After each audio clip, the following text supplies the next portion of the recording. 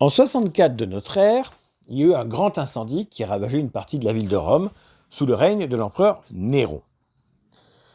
La tradition voudrait que Néron, par la suite, ait accusé les chrétiens d'être responsables de l'incendie pour détourner la colère populaire contre eux et les ait donc réprimés et condamnés. Cela aurait été donc la première, entre guillemets, persécution des chrétiens sous l'Empire romain. Pour appuyer cette thèse, les historiens utilisent un ouvrage de l'historien romain Tacite qui s'appelle les Annales.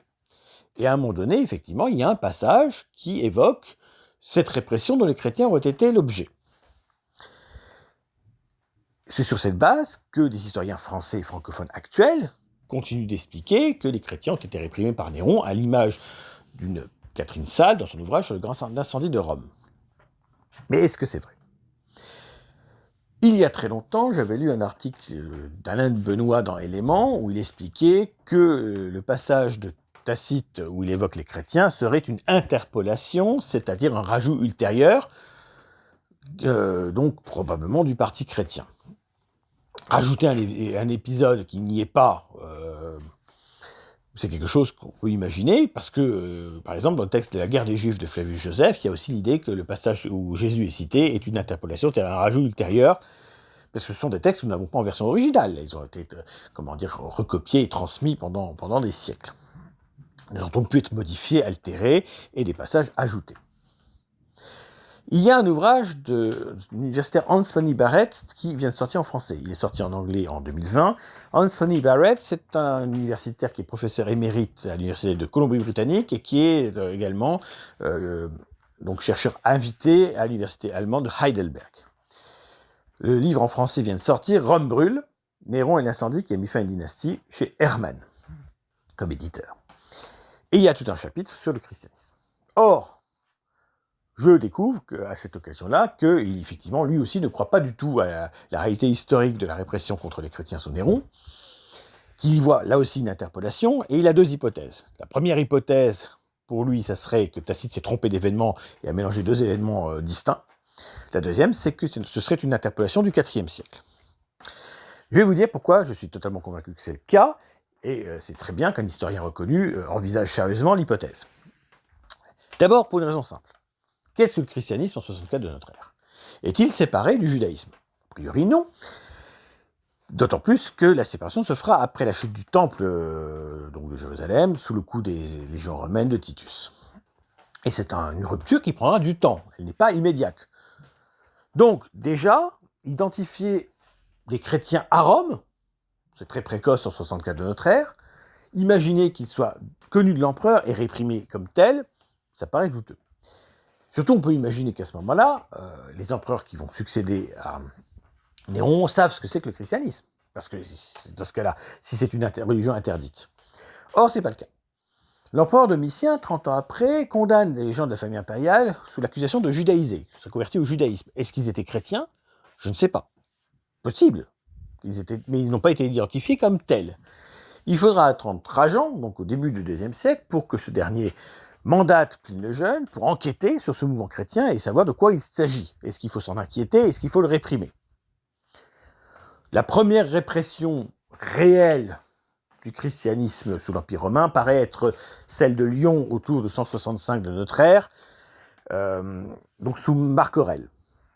Difficile d'imaginer une répression antérieure. Rien ne l'indique sous les règnes d'Adrien ou d'Antonin le Pieux, par exemple. Donc, cette précocité sous Néron est hautement invraisemblable. Et puis, il y a autre chose. Comme je l'ai dit, on le voit dans des romans comme Quo Vadis et adaptations cinématographiques, la tradition chrétienne veut que Pierre et Paul soient morts à Rome sous les coups de Néron, donc dans l'arène ou ailleurs. Or, il est intéressant de se souvenir de quelque chose. Les protecteurs de Rome, les saints patrons de Rome, c'étaient les jumeaux divins Romulus et Rémus. Romulus, le fondateur de la ville, fils de Mars, et son frère Rémus, qu'il avait tué lors d'une joute au moment de la construction de la cité. En grec, le R s'écrit Rho, qui correspond au P en français. Donc P et P. Et ensuite, les saints patrons de Rome, à l'époque de la Rome chrétienne, sont devenus Pierre et Paul. P et P. C'est aussi un vrai P latin, Petrus et Paulus. Est-ce que vous voyez ce que je veux dire? Pour justifier de placer Rome sous la protection de Pierre et de Paul, il suffisait d'expliquer qu'ils avaient été tués sous Néron à Rome. Voilà d'où vient le mythe. Il fallait expliquer que Néron avait nécessairement persécuté les chrétiens. Surtout que c'est Néron, un empereur à très mauvaise réputation, souffrant d'une damnatio memoriae, d'une condamnation de sa mémoire, détesté par le parti sénatorial, accusé, probablement à tort, d'avoir mis le feu à la cité, et qui a dû fuir et était contraint au suicide à la fin.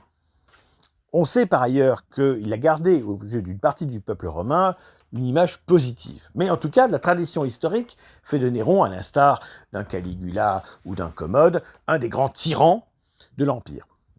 Et le dernier empereur julio-claudien, bien entendu, à l'issue d'Auguste. Auguste, Tibère, Caligula, Claude et Néron, ce sont les 5 julio-claudiens. Donc voilà. En fait, aux yeux des chrétiens, cet épisode a une réalité historique, et aux yeux des historiens qui essaient de sortir du récit imaginaire, eh bien, ça n'a jamais eu lieu. Voilà. Mais dans la tradition chrétienne, ça a eu lieu. Vous voyez, il y a la tradition et il y a les faits historiques. Donc Néron a eu bien des défauts, et était coupable de bien des actions négatives, à l'image évidemment de la mort de Britannicus, mais il semblerait qu'il soit innocent en tout cas de cet événement-là. Et que le passage de Tacite soit donc une interpolation chrétienne écrite plusieurs siècles après. Je pense que c'est intéressant d'avoir ça en tête. Néron n'a pas été responsable d'une répression ou persécution sous son règne.